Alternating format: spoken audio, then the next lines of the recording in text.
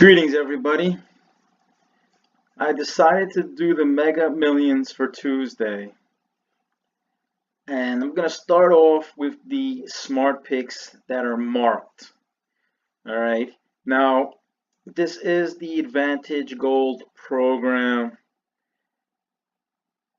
It does afford some luxuries and filtering capabilities, but I love Gail Howard, but I'm going to have to change some of the terminology that she uses in her books just as a matter of clarity, because I think the terminology in the books confuse people and turn people off to a certain extent. So I'm just gonna rename certain things. Now we're gonna start off just with the number one.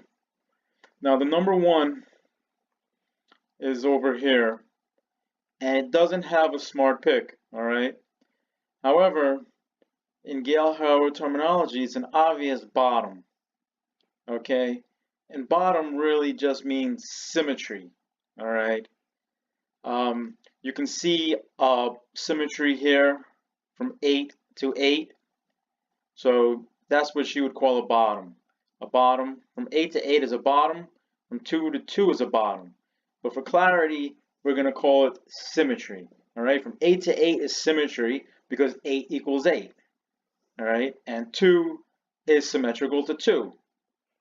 So you have 8, 8, 2, 2. All right. So based on that, I would make a little bit of a prediction to say the 1 is a good pick. Now the 1 is not showing as a smart pick, so that's odd. Or strange, rather, because 1 is odd, but I don't mean odd number, I just mean strange or unusual. All right. So if you look at number 2 does not have any smart pick here. And if you look at the number sequence of the current skip of 17 and the skip of 24. So 24, 17 is not a bottom. It's not symmetrical. The 24 is greater than the 17, so that's decreasing. All right, that would be called a reverse cascade in Gail Howard terminology, but I don't really like that terminology either. I find this confusing. So I would just go with the skip is decreasing. From 24 to 17 is decreasing. I find that you get luckier by focusing on decreasing skips instead of increasing skips. All right, now we can look at the 3 here. The 3 is at skip 18, right? And if you go all the way up here, the previous skip was a 0 and then a 15. So it's 15, 0, 18. Now 18 is greater than 15. So it's not exact symmetry. Okay? If it was 17, then I would say it was still symmetrical. 18 is greater than 15, obviously, but you can see that the 3 is adjacent. So you could have one of these, what I would call movements, right? Where you have an adjacent here, and then you have the 1. So it would be like boom, boom. That would be the movement of the number. Boom, boom. So you get the 3 and the 1. All right. So based on that movement, all right, I'll put in the 3 as well. Okay. Now, being that we're talking smart luck, all right, and smart luck is just intelligent luck, right? I don't even want to say smart because like a squirrel is like smart, you know. When I throw a rock at it and it dances away and it can dodge it, that's kind of smart, right? Or when a squirrel like jumps for a bird feeder or something, you know, it's smart, but it's not intelligent to the extent that a human is. So there you go, 2 numbers. Now you know that numbers are going to be really spread out, okay, within the game usually. So I would then begin looking higher, right? Because the odds that you're going to have more than 2 low numbers is relatively low, just based on the expanse of the number field. All right, but I will look at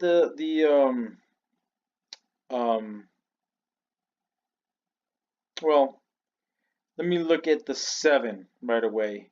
because we're talking about also symmetry, all right? And you could have low numbers, and basically, I think the best strategy for Mega Millions and Powerball is you have to filter.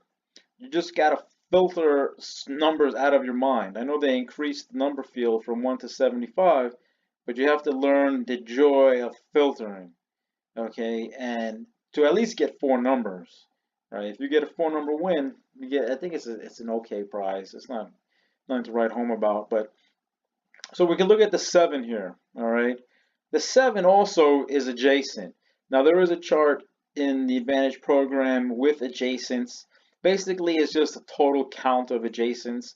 I haven't really found it to be too accurate. You really have to have the entire drawing sense hit chart for many years to see when those, to be able to time when the number is going to come adjacent. But the thing about this 7 that is interesting, right, is that you had the number come off of 26. This would be called an exhaustion, okay, in Gail Howard terminology. I'm not crazy about that terminology either. I would say it's a dormant period, right? This number hit after a dormancy of 26 games. And then it came back 3 games. And this is games, it's not days because it's twice a week.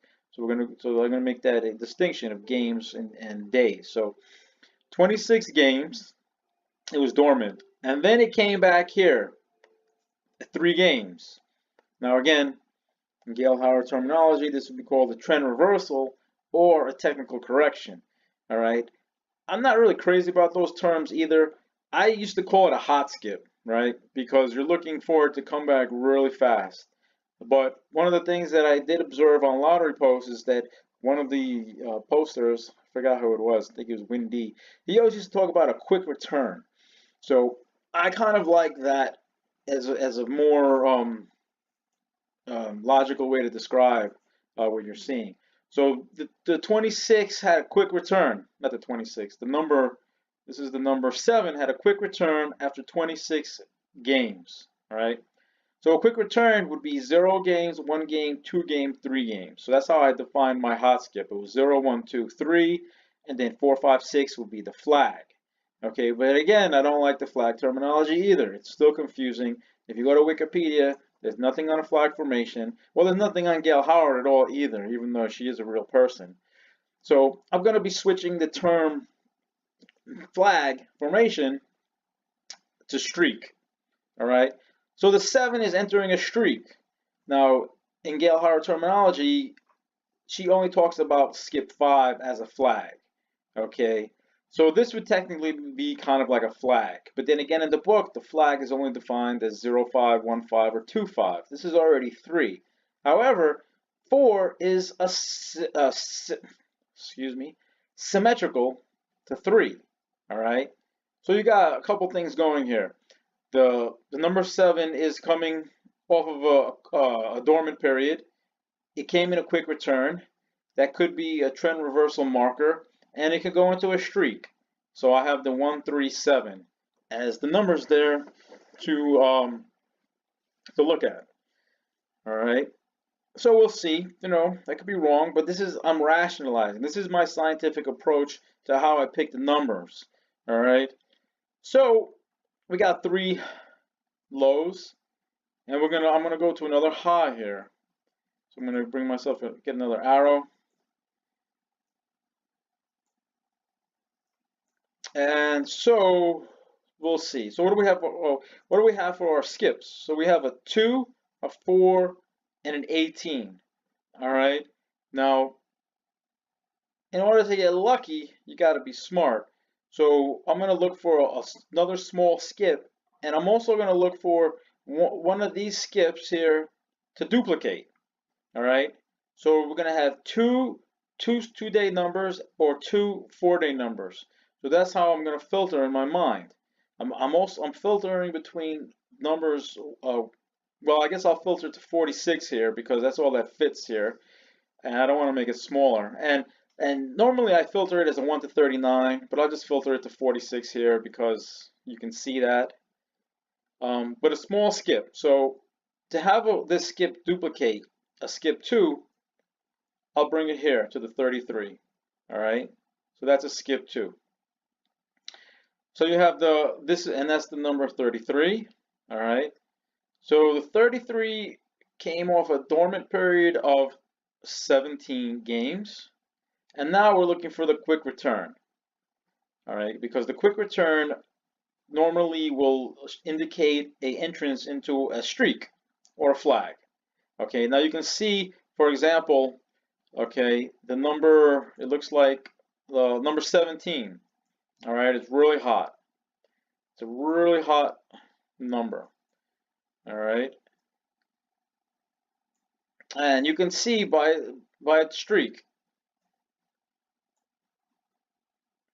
All right, it came off of a dormant period of 12 games, had a quick return of 1, it had a symmetry of 3, it decreased to 0, had symmetry to 3, it decreased to 1, 1 increased to 2, and now we're at 4.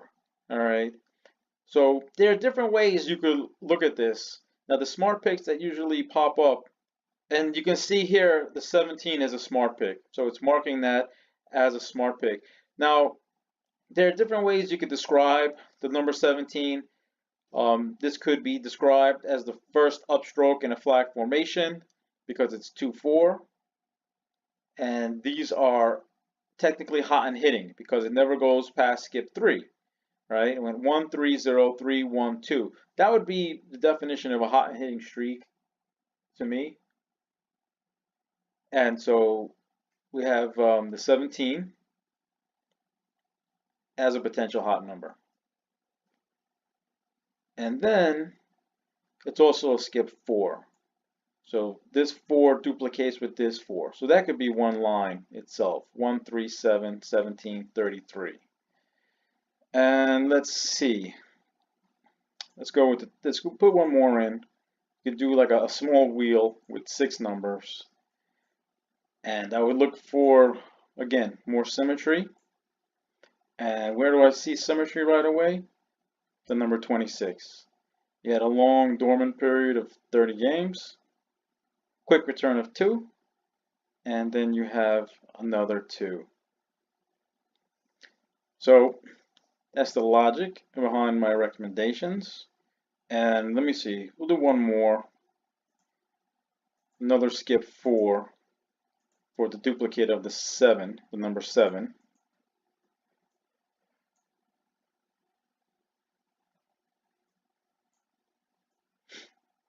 And that's basically my recommendations. So